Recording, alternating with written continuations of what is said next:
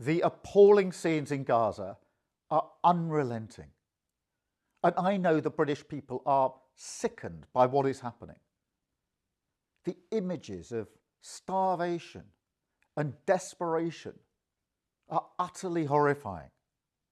The denial of aid to children and to babies is completely unjustifiable, just as the continued captivity of hostages is completely unjustifiable. Hundreds of civilians have been killed while seeking aid, children killed whilst collecting water. It is a humanitarian catastrophe and it must end. We've put millions of pounds of aid into Gaza. We've announced an extra 40 million this year. But that help is not getting in.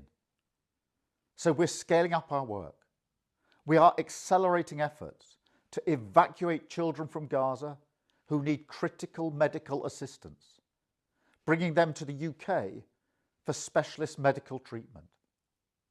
News that Israel will allow countries to airdrop aid into Gaza has come far too late. But we will do everything we can to get aid in via this route. We are already working urgently with the Jordanian authorities to get British aid onto planes and into Gaza. More broadly, alongside our closest allies, I am working on a pathway to peace in the region, focused on the practical solutions that will make a real difference to the lives of those who are suffering in this war.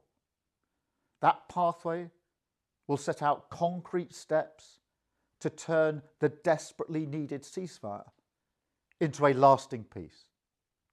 Recognition of a Palestinian state has to be one of those steps. I'm unequivocal about that. But it must be part of a wider plan which ultimately results in a two-state solution and lasting security for Palestinians and Israelis.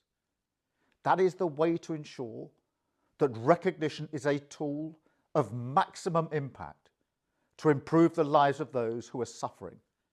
And that must always be our ultimate goal. The fact that we've rebuilt the UK's standing on the world stage enables us to rally international action behind real, purposeful, practical solutions. That is what we've done with the Coalition of the Willing in support of Ukraine. And that is what must happen in the Middle East.